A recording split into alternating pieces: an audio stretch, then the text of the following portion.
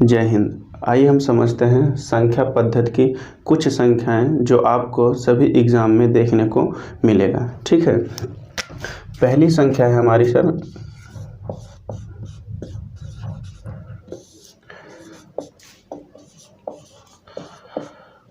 पूर्णांक संख्या। पूर्णांक संख्या हम किसे कहते हैं? पूर्णांक संख्या जो एक ही सरल रेखा में हो उसे हम पूर्णांक संख्या कहते हैं। सर ये एक ही सरल रेखा में क्या होती है? वे संख्याएं जो माइनस अनंत से शुरू होती है और प्लस अनंत तक समाप्त हो जाती हैं। तो कुछ वे संख्याएं जो माइनस अनंत से शुरू होती हैं और प्लस अनंत तक जाती हैं। सर ये माइनस अनंत क्या होता है और ये प्लस अनंत क्या होता है? जैसे -1, सर -2, -3, 0, 1, 2, 3 सो ऑन। सर ये जो हम होते हैं हमने कहा सर अभी माइनस अनंत, जो माइनस अनंत जैसे -1 सर एक पूर्णांक संख्या है, -2 यह एक पूर्णांक संख्या है, 0 यह एक पूर्णांक संख्या है, 1, 2, 3 ये सभी संख्याएं क्या हैं सर? एक पूर्णांक संख्या है। पर सर जब ये माइनस भी है, मतलब माइनस में भी है, पॉजिटिव में भी है और 0 है, इसका मतलब जो संख्याएं होती हैं क्या वो ऋणात्मक, धनात्मक और 0 तीनों होती हैं? हाँ सर, जो पूर्णांक संख्याएं होती हैं वो माइनस भी होती हैं, 0 भी होती हैं और पॉजिटिव भी होती हैं। ठीक है सर, तो पूर्णांक संख्याएं उसे कहते हैं जो माइनस अनंत से शुरू होती है और प्लस अनंत तक जाती हैं। पूर्णांक संख्याएं माइनस भी होती है, पॉजिटिव भी होती है और 0 भी होती है। ठीक है सर, आइए हम पूर्णांक संख्याएं के बारे में कुछ और समझते हैं। जैसे सर ये 1 क्या है सर? एक पूर्णांक संख्या है? हाँ बिल्कुल, यह एक पूर्णांक संख्या है। सर क्या 2 पूर्णांक संख्या है? ये भी सर पूर्णांक संख्या है। क्या 1.2 ये पूर्णांक संख्या है? नहीं सर, ये पूर्णांक संख्या नहीं है। तो सर ये पूर्णांक संख्या नहीं है। ठीक है, आप ऐसे समझ सकते हैं जिसमें दशमलव लगा होता है वह पूर्णांक संख्या नहीं होता है। तो ये जैसे 1.3 ये भी पूर्णांक संख्या नहीं है। तो सर इन सब का पूर्णांक संख्या होगा क्या? मान लेते हैं अगर हम पूछ लिया कि सर जैसे 1.2 का पूर्णांक संख्या कितना हुआ, 1.3 का पूर्णांक संख्या कितना हुआ, तो देखिए सर एक कॉन्सेप्ट है। जैसे सर अगर 0.5 से ज़्यादा है तो हम उसकी अगली वाला संख्या ले लेते हैं। अगर 0.5 से कम है तो वही को संख्या को ले लेते हैं। सर ये समझ में नहीं होगा, अभी सर हम आपको समझाते हैं। ठीक है सर, देखिए जैसे 2.3 सर, जैसे ये 2.3 का पूर्णांक संख्या कितना होगा?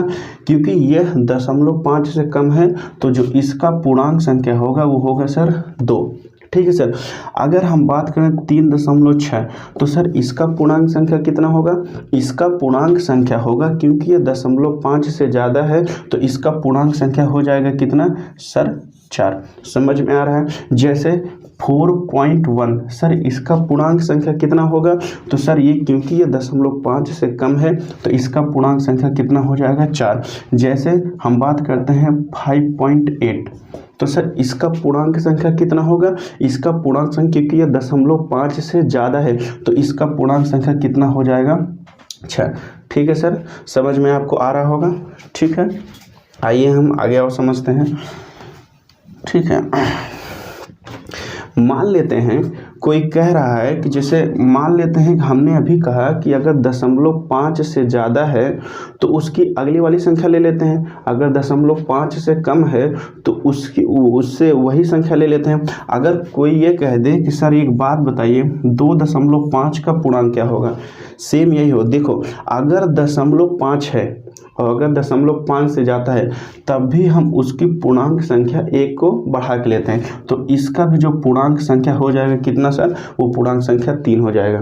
ठीक है, तो पूर्णांक संख्या इसका कितना होगा? 2.5 का कितना हो जाएगा? 3। चाहे 2.6 हो, इसका पूर्णांक संख्या कितना हो जाएगा? 3। ठीक है सर, आइए हम दूसरी संख्या समझते हैं। ठीक है, दूसरी संख्या क्या है सर?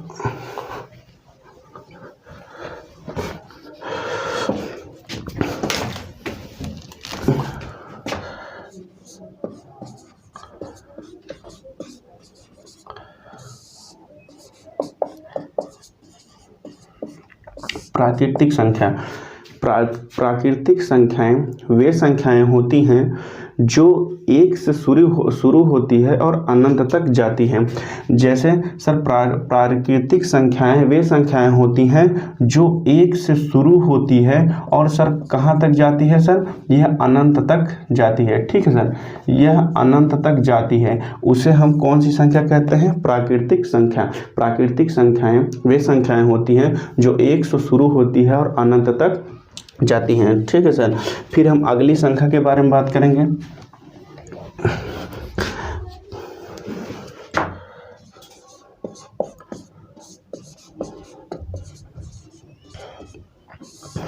पूर्ण संख्या। अब पूर्ण संख्याएं क्या है सर, पूर्ण संख्याएं वे संख्याएं होती हैं जो 0 से शुरू होती हैं, 0 1 2 3 डैश डैश डैश अनंत।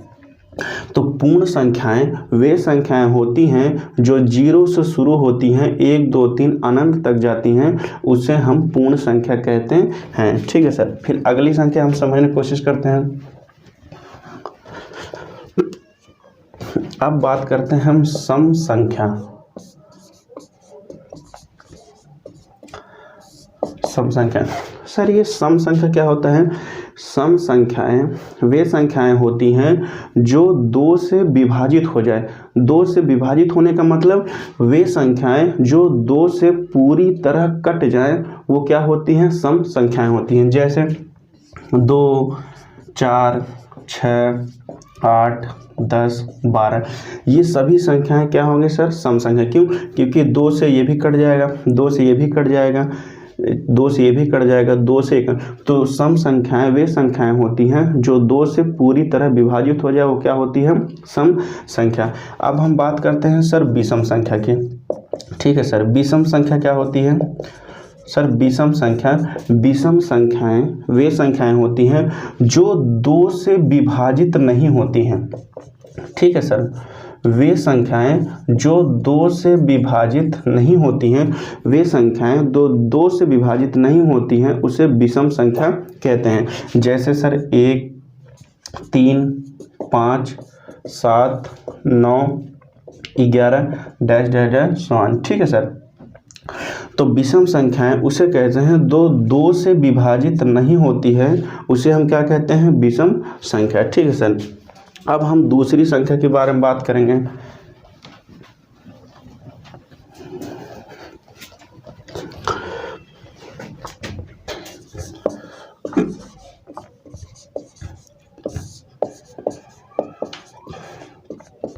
ठीक है ना,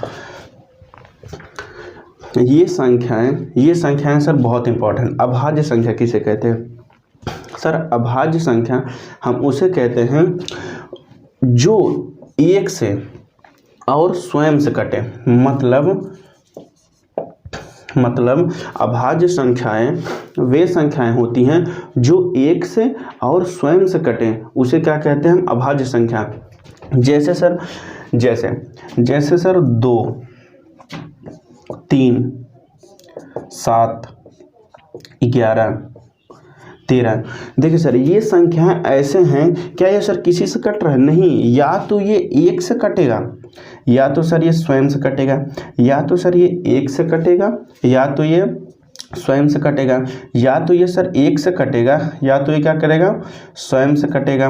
तो वही कह रहे हैं सर, अभाज्य संख्याएं वे संख्याएं होती हैं जो या तो 1 से कटे या तो स्वयं से कटे, तो ऐसी संख्याओं को हम क्या कहते हैं सर, अभाज्य संख्या। ठीक है, देखिए सर, इसको हम ध्यान से समझें। क्यों, क्योंकि सर इससे किसी न किसी एग्जाम में इससे एक क्वेश्चन आता है। देखिए अभाज्य संख्या, अगर हम कह दें आपको कि बताइए सबसे छोटी अभाज्य संख्या क्या है।